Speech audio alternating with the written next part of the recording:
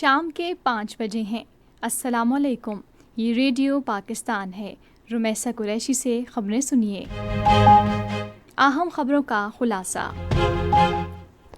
وزیراعظم نے اسلام آباد میں ہونے والے شنگھائی تعاون تنظیم سربراہی اجلاس کے لیے انتظامات پر اطمینان ظاہر کیا ہے۔ وزیر دفاع نے کہا ہے کہ حکومت آئین کی بالادستی پر یقین رکھتی ہے اور ریاست کی عملداری پر قیمت پر قائم کی جائے گی۔ اردن نے پاکستان کے ساتھ مختلف شعبوں میں باہمی تجارت کا حجم بڑھانے میں دلچسپی ظاہر کی ہے۔ پاکستان نے عالمی برادری پر زور دیا ہے کہ وہ بھارت کے غیر قانونی زیر قبضہ جموں و کشمیر اور فلسطین میں جاری جنگی جرائم پر اپنی آنکھیں بند نہ کرے۔ اور اب خبریں تفصیل کے ساتھ۔ وزیراعظم محمد شہباز شریف نے اسلام آباد میں شنگھائی تعاون تنظیم کونسل کے سربراہان حکومت کے اجلاس کے انتظامات کے جائزے کے لیے جناح کنونشن سینٹر کا دورہ کیا۔ اس موقع پر سی ڈی اے کے چیئرمین اور وزارت خارجہ کے حکام نے وزیراعظم کو بریفنگ دی۔ نائب وزیر اعظم اور وزیر خارجہ محمد اسحاق ڈار، منصوبہ بندی اور ترقی کے وزیر احسن اقبال، وزیر اطلاعات و نشریات عطا اللہ طارڑ اور دیگر متعلقہ حکام بھی وزیراعظم کے ہمراہ تھے۔ وزیراعظم نے ایس سی او اجلاس کے لیے تیاریوں پر اطمینان ظاہر کیا۔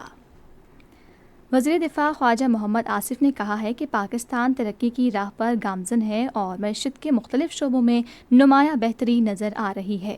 انہوں نے آج سیالکوٹ میں صحافیوں سے گفتگو کرتے ہوئے کہا کہ پاکستان گزشتہ سہ ماہی کے دوران ترسیلات زر کی مد میں $8 ارب موصول ہوئے، جو ملکی معیشت پر بیرون ملک مقیم پاکستانیوں کے اعتماد کی عکاسی ہے۔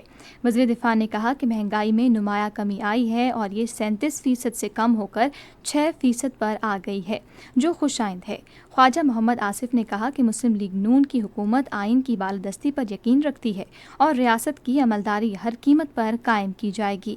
انہوں نے تحریک انصاف کی طرف سے شنگھائی تعاون تنظیم سربراہ اجلاس کے موقع پر احتجاج کے اعلان کی شدید مذمت کرتے ہوئے اسے ملک دشمن اقدام قرار دیا۔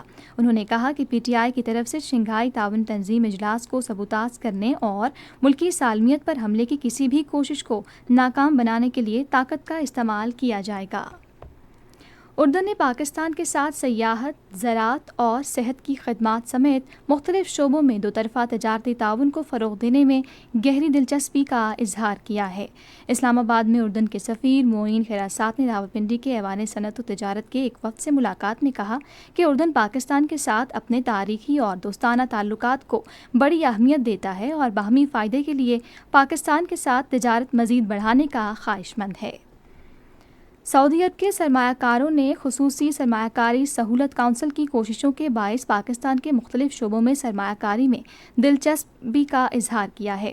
ان کوششوں کے نتیجے میں سعودی نجد گیٹ وے ہولڈنگ کمپنی کے ایک وفد نے کمپنی کے چیئرمین شہزادہ منصور السعود کی قیادت میں سرمایہ کاری کے مواقع کا جائزہ لینے کے لیے green corporate initiative headquarters Islamabad کا دورہ کیا۔ وفد کو سرسبز پاکستان اقدام کے مختلف شعبوں کے بارے میں بریفنگ دی گئی، جس کا مقصد زرعی ترقی کے ذریعے ملکی معیشت کو مستحکم کرنا ہے۔ شہزادہ منصور السعود نے دونوں ملکوں کے باہمی فائدے کے لیے پاکستان کے زرعی شعبے کی صلاحیت سے استفادہ کرنے پر آمادگی ظاہر کی ہے۔ آج مہاجر پرندوں کا عالمی دن منایا جا رہا ہے۔ یہ دن مہاجر پرندوں اور ان کے مساکن کی حفاظت کے حوالے سے شعور اجاگر کرنے کے لیے منایا جاتا ہے۔ ادھر مہاجر پرندوں کے عالمی دن کے موقع پر وزیر اعلیٰ پنجاب مریم نواز نے اپنے پیغام میں جنگلات اور مہاجر پرندوں کے مسکن کی حفاظت کے لیے وائلڈ لائف فورس کے قیام کا اعلان کیا۔ انہوں نے کہا کہ جنگلی حیات کو درپیش مسائل کے حل کے لیے ماحول دوست اقدامات کیے جا رہے ہیں۔ مریم نواز نے لوگوں پر زور دیا کہ وہ ذمہ دارانہ طرز عمل اختیار کریں اور جنگلی حیات اور مہاجر پرندوں کے تحفظ میں اپنا کردار ادا کریں۔ پاکستان نے عالمی برادری پر زور دیا ہے کہ وہ بھارت کے غیر قانونی زیر قبضہ جموں و کشمیر اور فلسطین میں جاری جنگی جرائم پر آنکھیں بند نہ کرے۔ اقوام متحدہ میں پاکستان کے نائب مستقل رکن عثمان اقبال جدون نے جنرل اسمبلی میں انسانیت کے خلاف جرائم کے موضوع پر ایک مباحثے میں اظہار خیال کرتے ہوئے کہا کہ پاکستان کو فلسطین پر ناجائز طور پر قابض اسرائیل کے جاری مظالم اور وحشیانہ قتل عام پر گہری تشویش ہے۔ انہوں نے کہا کہ اسرائیلی قابض فوج کی وحشیانہ اور غیر انسانی کارروائیاں عالمی عدالت انصاف کے فیصلے کے مطابق انسانیت کے خلاف جرائم اور نسل کشی کے زمرے میں آتی جاتی ہیں۔ عثمان اقبال جدون نے کہا کہ اسرائیل تمام مقبوضہ فلسطینی علاقوں پر اپنا قبضہ اور غیر قانونی پالیسیاں فوری اور غیر مشروط طور پر ختم کرے۔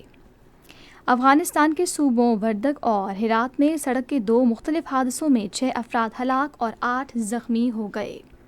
اسی کے ساتھ خبریں ختم ہوئیں۔